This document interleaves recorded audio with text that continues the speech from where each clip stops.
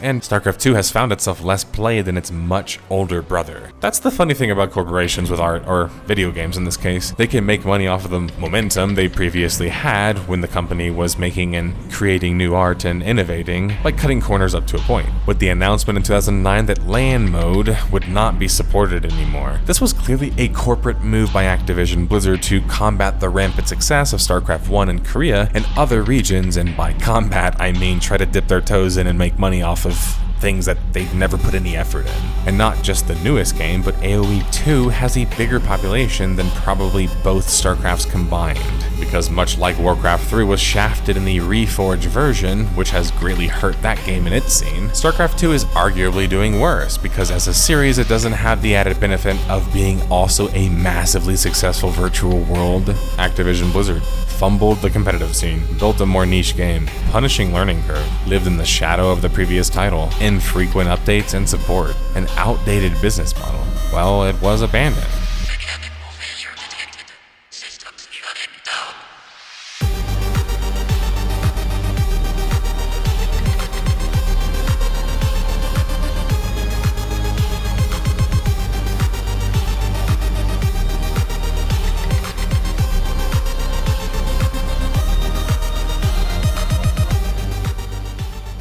Hello friends and welcome newcomers. My name is Nerdslayer and today we're talking about a YouTuber named Nerdslayer Studios. You may have heard of him. He is the one behind the Death of a Game series, and about a month ago while I was making this video, he uploaded an episode of this series based around one of my favorite games of all time, Starcraft 2. I was not made aware of this video up until my friend showed me it, but it seems like a lot of people did not take too kindly to this video, as the comment section is filled with people that are criticizing him and giving him flack for apparently spreading misinformation, as well as apparently banning people from his Discord after he offered to debate with them in his server. Of course, I had to do some digging in order to find out if this is true or not, but I'll talk about it more in depth later. But I think it's safe to say that it's not outside the realm of possibility that Nerdslayer is silencing criticism. We'll dive more on that later, but let's talk about what's happening here. What is the context behind Nerdslayer getting flack for making this video?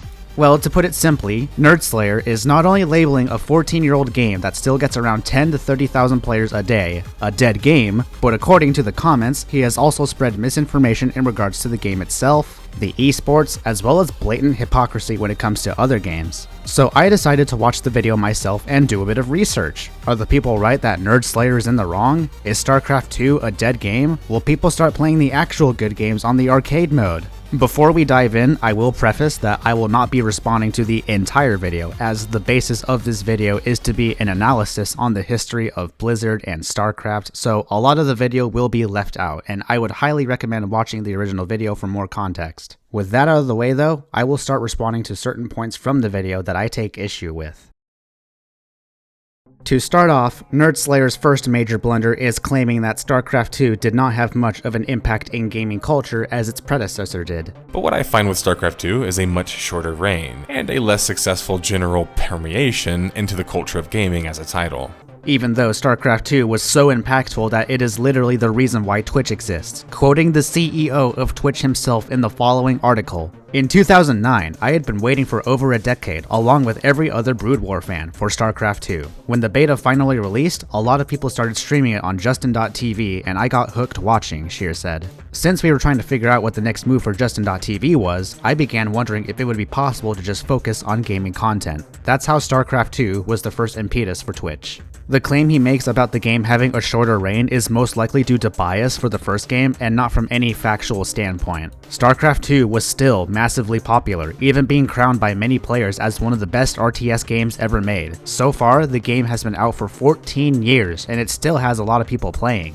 The next point I want to bring up is Nerdslayer bringing up the Blizzard acquisition from Activision as a clue to the game's downfall. Blizzard, which was owned by Vivendi Games in a never-before-expected move, would be purchased by Activision for an at-the-time unprecedented $19 billion. Activision Blizzard would be formed, which would spark a huge downturn of quality for the company at large, and a slew of harassment cases and, later, a lawsuit. That's the funny thing about corporations with art, or video games in this case. They can make money off of the momentum they previously had when the company was making and creating new art and innovating by cutting corners up to a point. This is why they have to have massive layoffs whenever things don't go according to plan, which has plagued Blizzard, for example, now known as Activision Blizzard, for many years after the fact. Activision Blizzard is even listed as a reason for failure in his video. Nothing about the acquisition was even correlated to StarCraft 2's decline, as Activision are not the main developers of StarCraft. While Blizzard has been acquired by Activision, they are still two different studios. Activision is a publishing and distribution company. Blizzard are the developers.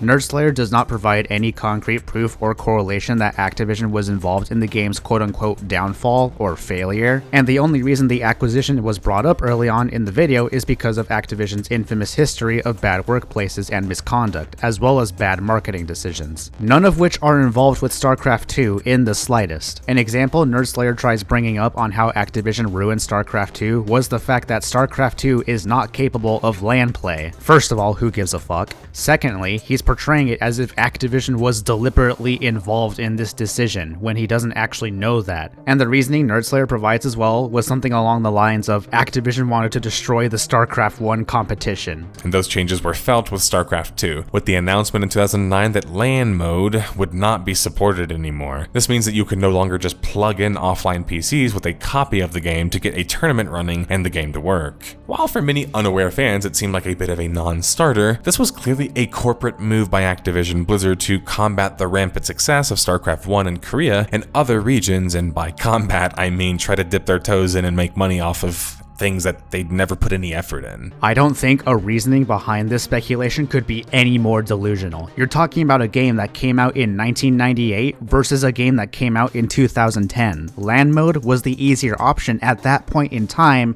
rather than what companies do today. The next point I want to address is Nerdslayer pointing out how Heart of the Swarm, the first expansion for StarCraft 2, sold less copies than the actual game itself as a factor of the game having a decline. Heart of the Swarm, featuring the Zerg faction and their queen Kerrigan, would launch March 12th, 2013, and like most StarCraft or Warcraft expansions, not just add more campaign, but actually add new units to the multiplayer and end up changing the very meta of the game. Heart of the Swarm would sell 1.1 million copies in a jiffy, proving that StarCraft 2 was still around to be a major player. Though to be clear, I think this is worth mentioning, the original game sold for X that, so it's not a total buy-in from the original buyers. Pointing this out in the first place is kind of moot, as it's really common that a DLC for a game sells less than the actual game, because it's new content for a game that's been already out beforehand that not everybody is coming back to. It's disingenuous to point this out as a factor to the game having a massive decline when it's perfectly normal for a DLC to not sell as much as the actual game. There is a much better argument to be made about the game going through the decline during the Heart of the Swarm era, because Nerdslayer does talk about how unbalanced Heart of the Swarm was at launch, as well as the game having the worst campaign out of the four, but using the amount of copies this expansion sold as a metric for the game having a decline is dumb, because if we were to go by that same metric for other games, that would mean games like Elden Ring are also suffering a decline, because their DLC did not sell as much as the base game. The next clip I will respond to is when Nerdslayer talks about the high skill cap of StarCraft 2, as well as him talking about how StarCraft 2's foundation as a game is inherently competitive. He also uses this as a factor to the game's decline. This is a bit of the elephant in the room anytime you talk about StarCraft 2. The game has an incredibly high skill cap. As someone who hit Master Tier myself, I can actually tell you very confidently, I only scratched the surface personally. I've played GMs who have skunked me. Now imagine what pros and the best pros are doing to me. But while many successful games have high skill caps, the issue with StarCraft 2 was that the custom game community was actually pretty small, and the game itself required more than just high levels of skill, but absurd decision making, mechanics, and macro and micro domination.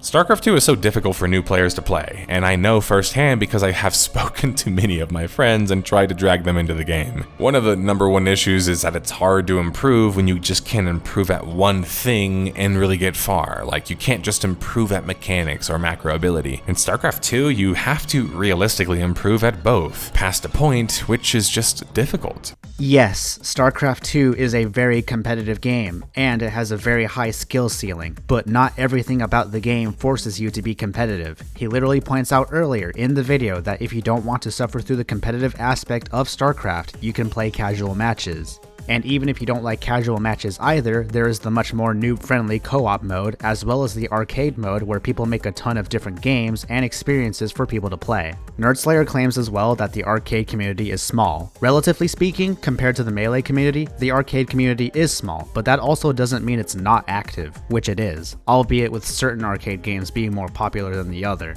Speaking of the arcade community, the most popular game on there is a game called Direct Strike, which is basically the brain-dead version of Starcraft 2 Melee. It doesn't take a lot of skill to play Direct Strike, as the basic premise is to just counter your opponent's army by placing certain units and planning ahead, which is the same objective as Starcraft 2 Melee, except it's incredibly dumbed down and barely has any resource management at all. The point being, if people play Starcraft 2 and don't like the Melee experience, there are plenty of other options. Oh, this next one is a huge blunder, probably his biggest fuck up in the video yet. Nerdslayer claims that Age of Empires has a much bigger following than both StarCraft games combined. Contrast this to Age of Empires as a series and it doesn't really seem to match at all, which by the way, many StarCraft and Warcraft fans seem to forget about. And not just the newest game, but AoE 2 has a bigger population than probably both StarCrafts combined.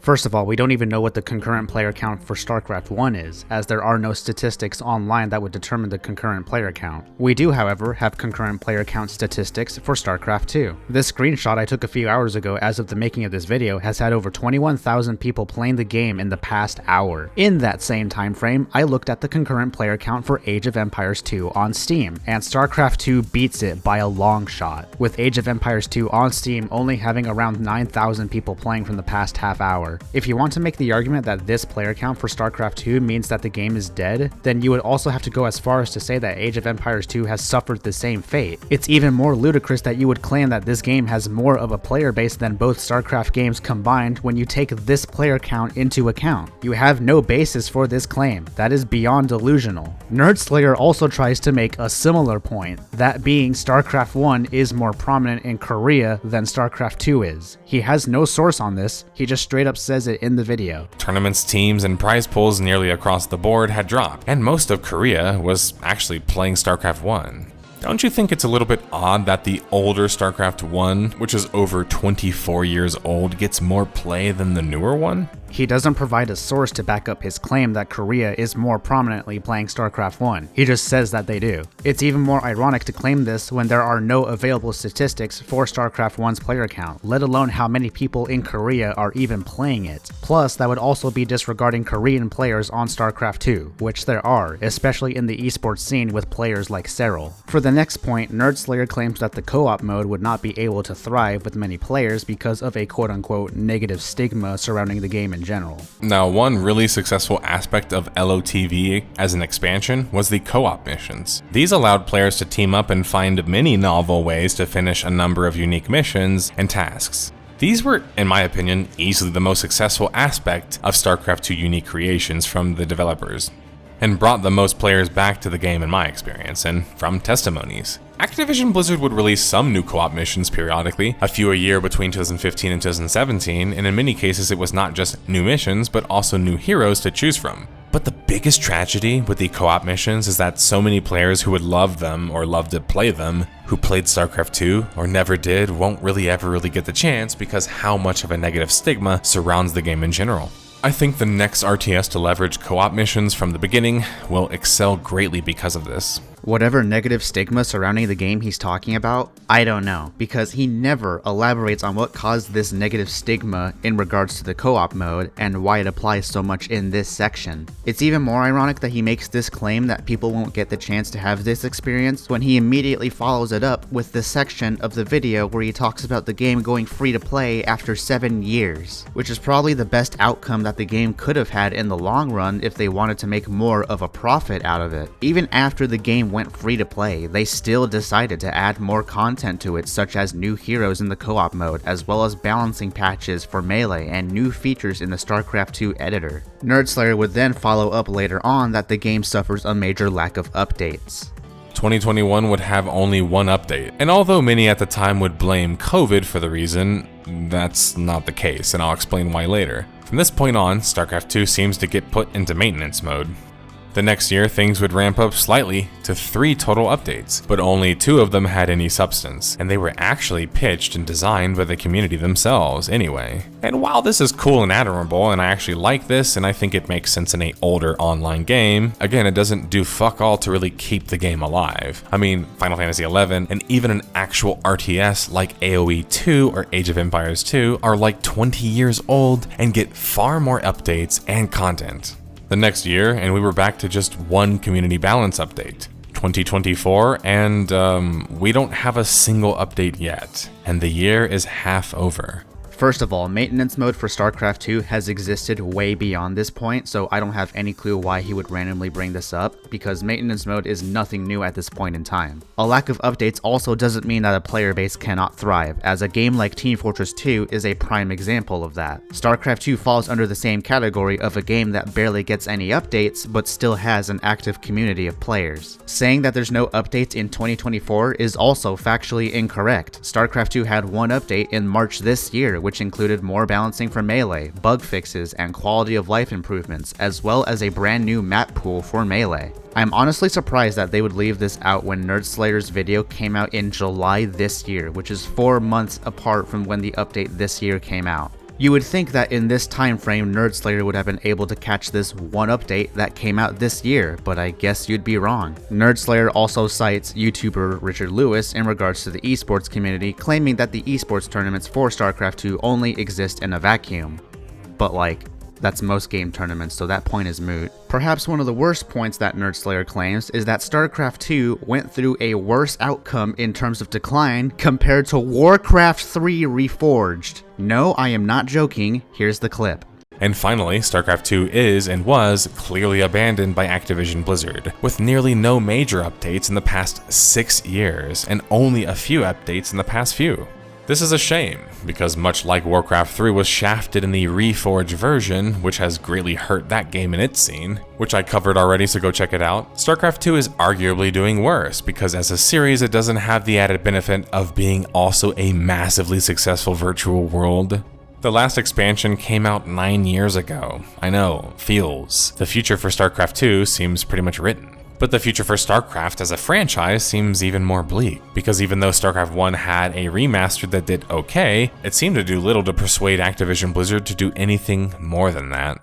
Ah yes, because a game that is 14 years old and went through a slight decline of player count over a long period of time is definitely a worse outcome than a remaster for an even older game where Blizzard outright lied and oversold their product, had a broken launch state, as well as having tons upon tons of missing features that the original version had, combined with the fact that you were forced to play this version of the game rather than the actual older version. You actually have to be delusional to claim that the game is going through a worse outcome than something like Warcraft 3 Reforged. If anything, the decline that StarCraft 2 went through was natural because of how old the game is, combined with the fact it's under a niche genre. This is a game that is not meant for everybody if you only take Melee into account, but the fact that it is still able to pull in around 10,000 to 30,000 players a day after 14 years is impressive in that regard. I really don't understand how you can come to the conclusion that StarCraft 2 died because of this. It's actually stupid to make this point.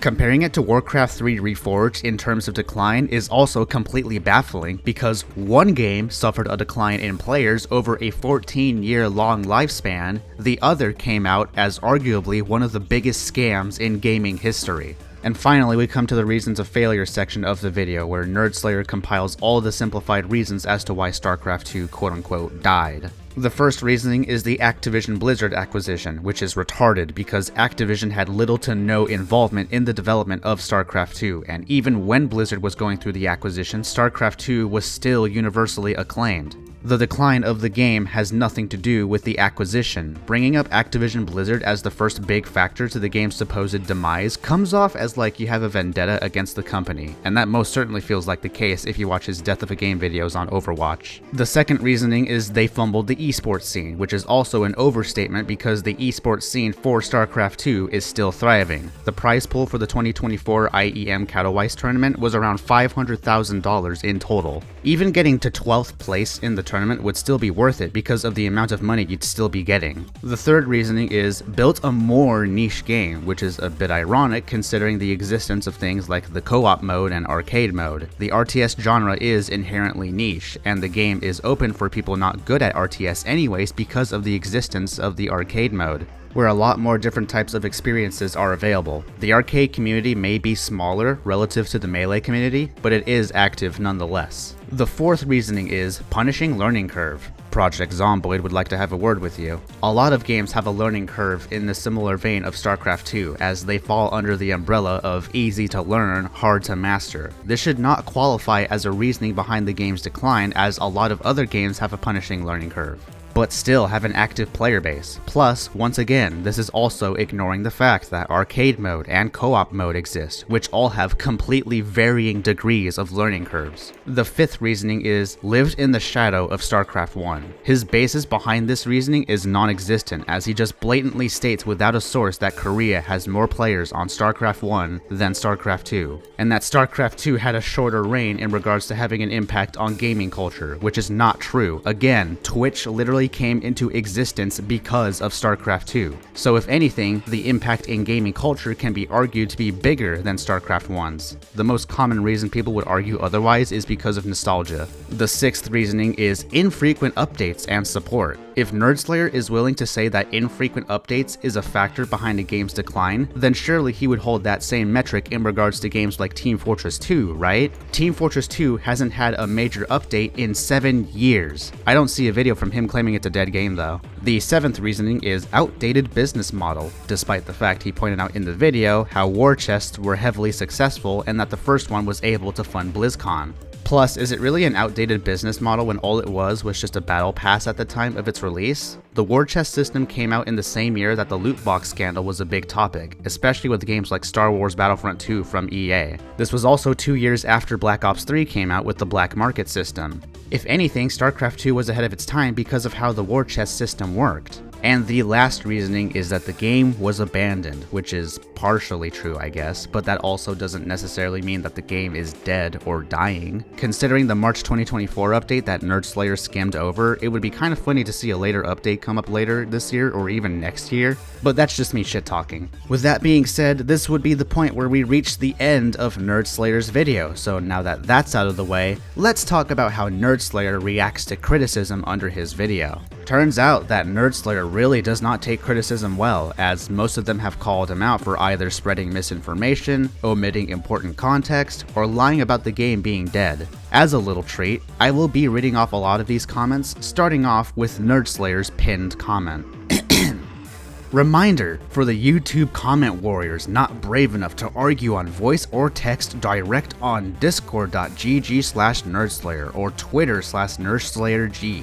If you want to respond to these points, I will gladly accept in voice chat or on Discord private or public chat. Nowhere else, because communication is not meant for this platform, nor people brigading posts without actually making arguments and feeling they won some sort of moral victory. Did you know I don't get notifications, especially on post replies to replies? I literally can't see them unless I click the chain down and look. No, you can collect that moral victory when you don't join the Discord to debate me about things you are supposedly so emotionally charged about you can't make basic arguments about it. I will be waiting. It doesn't have to be contentious either. Here's some rapid fire facts you can chew on and choose to be emotional about if you want. It doesn't dispute the point. Age of Empires 2 on just Steam alone has more players than StarCraft 2, not counting the Xbox APIs. StarCraft 1 in just Korea alone has more players than all of the other regions in both StarCrafts. StarCraft 1 has ran more tournaments in the past 5 years I can count. StarCraft 2 has less players competitively than multiple indie multiplayer titles and 20-plus-year-old multiplayer titles. StarCraft 2 has actually only lost players in the past 6 years, with the past 4 being heavy chums, 10k players lost in North America alone in customs, in both the custom games community and the competitive ladder.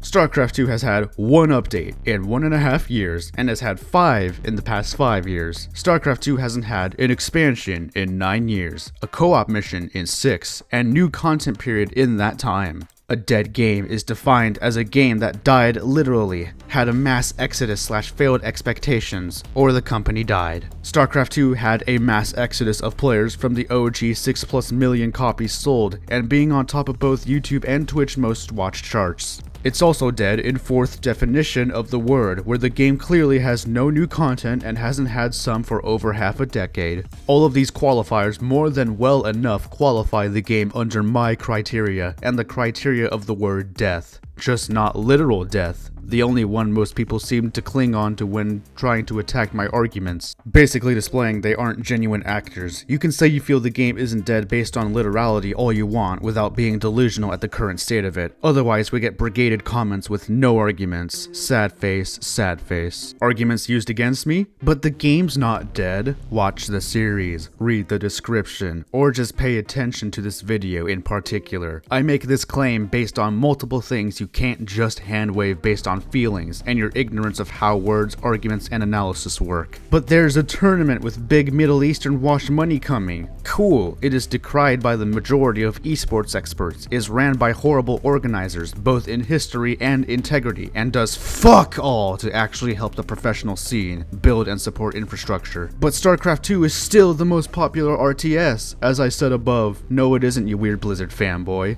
Age of Empires has existed for ages, dude, and has been outperforming Starcraft for a long time. But nerd, you're a Stormgate shill. I never even claimed the game was good. I just tested it and decided to give away some copies. Da fuck? But nerd, I made a funny about you being sponsored secretly. Accusing me of fraud based on my career and integrity is not funny. Sorry, not sorry. I don't think me accusing you of fraud in your workplace would be that funny either, for the record. But nerd, you were a meanie head. If you see me display that and genuinely feel I am totally off base, file a report on my Discord with my mods or myself directly. We will 100% take you seriously.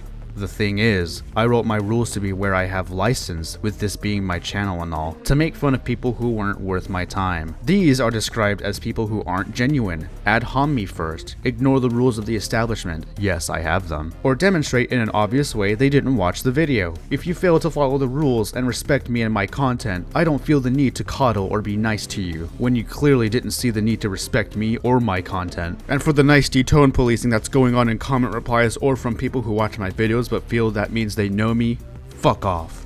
Kindly. I think tone policing idiots or disrespectful people is a net loss for everyone, me included. So, in case that whole lot of squabble made no sense to you, here's a TLDR of what Nerdslayer just said. He invites the people that disagree with his notion that the game died to come into his Discord server to debate him and then addresses several points being made in the comments. He doubles down that Age of Empires 2 has a bigger online player base than Starcraft, which is factually incorrect. He doubles down that Starcraft 1 in Korea alone has more players on there rather than Starcraft 2 in any region, which he has no evidence, source, or basis for this argument. You can't even see the online player counts for Starcraft 1 online. At least not to my knowledge, because I found Starcraft 2's player count online easier than Starcraft 1's. He points out the player count decline of Starcraft 2, referencing the past 6 years, when it is only natural that Starcraft 2 loses that player count because the game is 14 years old and it is under a niche game genre that not everybody is into. He claims that Starcraft 2 only had one update from the past 1.5 years, when he still completely disregards the update that Starcraft 2 had in March of this year. Again, the March update of 2024 included a bunch of balancing changes for certain units, bug fixes, and a brand new map pool. He also copes about the definition of a dead game, as he claims that the biggest factor on why the game is dead is because of the complete lack of updates.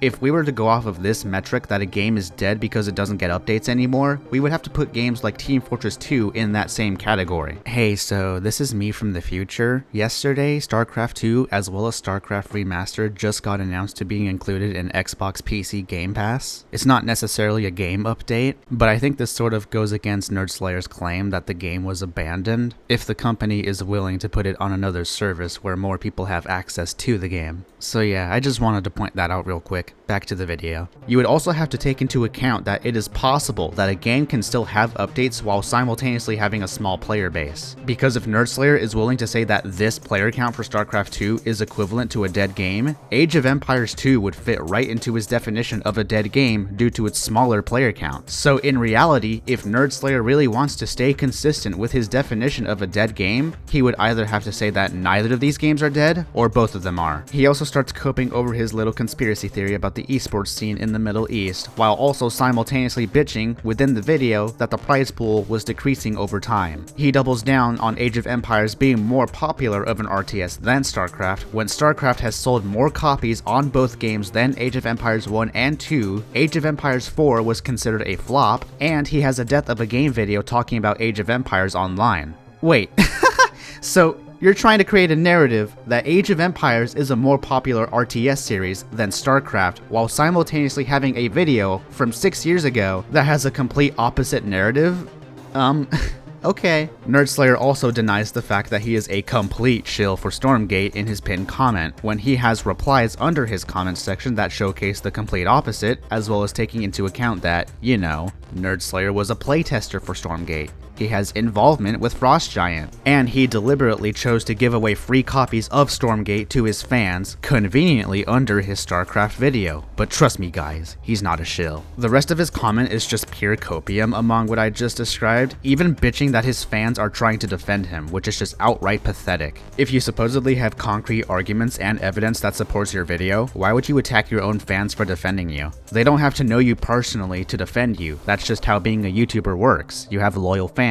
I hope that my explanation behind this comment of his, as well as my commentary responding to it, perfectly showcases that Nerdslayer is unable to take criticism. In fact, if that's not enough for you, I can point to another thing about Nerdslayer that does not make him look good in the slightest. Remember in the first part of his pinned comment where he invited people to join his Discord server to debate him over the state of StarCraft 2? Yeah, he banned all of those people. I even got a screenshot of him in his Discord server blatantly admitting to banning over 30 people, potentially even more. If you make a video talking about the state of a product and how it's suffered a decline, and people are criticizing you for it, whether it be for complete biases or spreading misinformation, and you strongly believe that you have solid arguments despite facing all of this criticism or backlash, the last thing that you want to do is invite those people over to a Discord server to debate them just to ban them. I do not doubt that Nerdslayer may have caught the odd ones that came into his server just to bully him and his fans, but at the same time, you actively chose to invite them there for a debate, and banning all of those people just because they disagree with you is not a good look for you as a YouTuber. This gives people the idea that you cannot take criticism. Why would you invite these people for a debate only to ban them during or afterwards is beyond me, but trust me guys, Nerdslayer definitely has solid arguments up his sleeve. Maybe he has had a point this entire time. That's why there are chat logs of him spamming against one of the people he had an argument with, as well as having a rule in his server where you'll be enforced to provide an argument that has an actual basis, even though he himself has broken that rule in his own video. The best argument that Nerdslayer has that is evidence of a decline is when Heart of the Swarm released, because there is an actual basis behind the fact that Heart of the Swarm at launch was horribly unbalanced with some of the newly added units. The thing I am most surprised about is the fact that he never brought up one of the most egregious changes in StarCraft 2 history, that being the Mothership Core in Heart of the Swarm. Nobody that played StarCraft 2 Melee liked the addition of the Mothership Core, as it was found to be overpowered as well for the Protoss faction before they finally decided to switch it back to just being the Mothership. There are just so many details that Nerdslayer just glossed over, and a lot of things that he has gone wrong, but he absolutely refuses to address the criticism properly, which is made apparent as well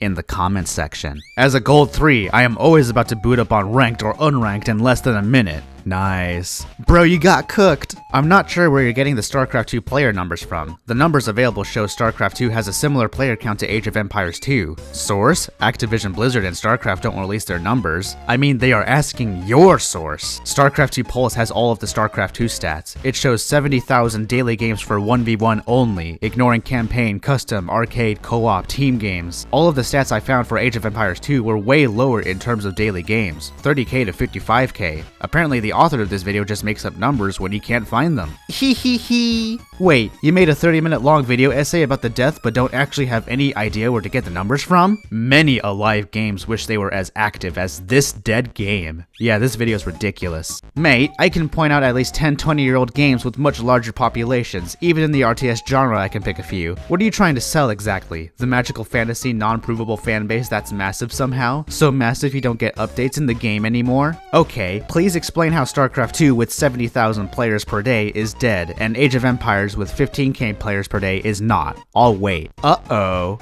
I don't think he will. This is seriously going to go down as one of the worst responses from a creator of all time. He's literally just insulting everyone in the comments. I don't think Starcraft really died. The game still has enough to draw to have established pro tournaments. I love the value of the custom games, and no other modern game platform offers much variety now. I hope Stormgate does the same. I don't really think you are being entirely honest. If you think this scene is thriving, mate, it's smaller than multiple iterations of this same game, lol. Your opinion doesn't matter much past a point if you don't acknowledge my points or the game realistically. It's a niche genre. Stormgate will have even less players than current Starcraft 2. Bizarre response. He ended up being right about Stormgate's player count, by the way. If Activision Blizzard doesn't declare Starcraft 2 numbers, how can the author claim that Age of Empires 2/Starcraft ones are bigger? And why did the EWC organizers choose Starcraft 2 when those other RTSs are bigger? This YouTuber cites Starcraft 2 polls despite the fact that Starcraft 2 polls only tracks ranked ladder. This poster is misinforming you because I published the sources, and one of them actually is Starcraft 2 arcade/custom stats as well. Mate, this is sad. And arcade/custom games do not include co-op, which is the biggest game mode. A single mode that the game didn't even start with doesn't constitute alive, especially when the numbers not being reported doesn't make an argument for you either. What a weird argument. Coping hard. Just admit your premise is built on shaky foundations. It's an even weirder argument to look at numbers that only include ranked and arcade and use those as the basis to judge population. The game's not dead. You can find a match in less than a minute and there's professional tournaments being played weekly. Thanks for demonstrating you didn't watch the video, and yet coming to support my content regardless. Then you made a clickbait title. This video turned out to be useless because it doesn't start by defining its own premise first. What is a dead game to you? It's described both in the description and through the context clues of the show. For example, an abandoned game, or one that gets basically no updates, is dead. It's honestly not that hard to infer either. Chess didn't get any updates in the last 1,000 years, so it's dead, I guess? Okay, to be fair, that's a very stupid comparison. I personally would have compared it to Team Fortress 2, which had an update 7 years ago, but comparing it to chess is a pretty big false equivalency. That I will defend Nerdslayer on. I love this comment section. Great job, Starcrafters. Love y'all. Even the Terrans. Great job bumping my video into greater success, and not playing the game you guys are so emotionally charged about. If you're playing it, wouldn't hit 6k peak on ladder. No problem, man. Enjoy all the ratios. Bro, I have no love for Blizzard, etc., but what the fuck are your comments here and reactions? Is this a troll, or are you legally obligated to simp for Stormgate? So you couldn't make an argument, so you came to defend people who couldn't as well in the comment, and then accuse me of fraud for the lulz? Huh? I just come to make fun of you, my friend. Well, you are doing that by yourself. Some things in life are really that simple. For the lulz, amen. Yet another cheap, pointless video repeating all the same arguments about Starcraft 2's death. Not every game needs to be a service and continue forever. I, for one, appreciate how Starcraft 2 turned out to be. It's a great, finished game that I have very fond memories from, both from the competitive events and playing the campaign. It's like a good TV series that has a few great seasons and memories to send off on. On the other hand, I don't have any memories from League of Legends, even though I played it more. The game went into so many circles, back and forth changes that at this point, they seem meaningless and are done only for the sake of it with no real goal at the end. I do remember the Swarm host domination era because it was a special one-of-a-kind thing. One great thing needs to end so you can invest your time into another great thing. For me, closure makes the life more fulfilling. This wasn't at all how you described. In my opinion, next time you want to make a post people give a fuck about, maybe actually try to consume the material. No offense if you don't, I don't really care about your personal opinions, mate. What wasn't how I described? Not pointless? Cheap? Repetitive? Just count how many times you mentioned the lack or infrequency of patches/updates for Starcraft 2. Also, you just showed that you actually do care about my opinion by responding, and claiming twice, in 2 sentences, how you don't care. Happy face. Bro, this game isn't dead? It's like saying Melee or TF2 is dead. TF2 has easily, no exaggeration, 3 times Starcraft 2's population. It has more players than Starcraft 2 in all regions, at all levels of play. In a comment to another person, you stated that you don't know how many players Starcraft 2 has, and here you are 10 comments later confidently stating that TF2 has easily, no exaggeration, 3 times StarCraft 2's population. Ridiculous. Again, Team Fortress 2 hasn't had an update in 7 years, yet Nerdslayer in his video claimed that one of the big factors to the game's supposed demise is the lack of updates. It's almost like a video game can still have a thriving population even with a lack of updates. Grifter who doesn't actually care about the games he makes videos about and just responds to comments with the maturity of a 12-year-old. StarCraft 2 isn't even close to dead. Surprised a fanboy could type that all out with tears streaming down his face. You heard his fee so bad he didn't respond. Lol. Brother, you couldn't even respond to a comment asking where you get your numbers from. Get a grip. I don't think it's fair to say StarCraft 2 failed. It was a highly successful game that led the charge for esports on a global scale. Other companies would love to have a game as successful as this one was. Not all games need to last forever to be considered a success. I wouldn't say Half-Life 2 failed because it's currently a dead game. As a side note, most RTS players only cared about single player and campaign in RTS games. This has been mentioned many times by Blizzard and other RTS developers. They enjoyed the campaign and loved it, then moved on. That's okay. I don't quite understand. StarCraft 1 and Age of Empires 2 are both infinitely more successful / popular, as in right now. I get your bias with your screen name, but it's just strange you ignore that. Yeah, and I wouldn't say StarCraft 1, Age of Empires 2, or StarCraft 2 are failures. I don't get why you mentioned those games because I didn't. It's okay that other games may be more popular and successful, but that doesn't mean something else failed because of that. There are more popular YouTube channels than yours, but you are not a failure or a dead channel. I'm just disagreeing with calling the game a failure like you did at the end of your video. My screen name is because I do Baldur's Gate content, by the way, so don't just assume someone is biased. Age of Empires 2 isn't a failure, it's bigger than both StarCraft games. Sigh. A simple Google search would tell you that StarCraft 1 in Korea alone is bigger than Age of Empires 2. I can see you are just spouting misinformation. 15k average players. Bros tripping balls to think it's bigger than both StarCraft games. Lol. If people play RTS, they play StarCraft / StarCraft 2. No amount of ignorance or being butthurt in the comments will change that, buddy. The genre is dead if anything, but if a game within that genre is still somewhat thriving, it's StarCraft, especially in terms of viewer retention compared to other dogshit modern RTS titles nobody cares about. Bro, this is not how you respond to criticism. Make the video, pin the comment, explain your view, that's it. Why'd you have to go on this charade? You could have made a video on Lost Ark, for example. That game is really dead. Thanks for the support. Oh yeah, I forgot to mention that he copy-pasted that exact same comment towards a lot of critical comments, so he's watching his comment section right now like a hawk, ready to respond with his copy-pasted statement. Don't harass him though. And with that, that is going to do it for the Nerdslayer video and how he responds to criticism. So what was our main takeaway? Well, StarCraft 2 is a dead game with only 3 players per day, the esports surrounding the game are just a simulation, and Age of Empires 2 is superior in every way. Case closed. Nerdslayer's the GOAT. Memes aside, however, his response towards criticism is a really bad look for him, because he had been actively called out for spreading misinformation and getting things wrong, especially in the context of the game being dead. Plus, inviting people to your Discord just to ban them for disagreeing with you is also a really bad look, especially because you were the one that wanted to initiate the discussion. Anyways, I hope you all enjoyed my response to Nerdslayer, and if you did, be sure to like, comment, and subscribe. Until then, see you later, friends.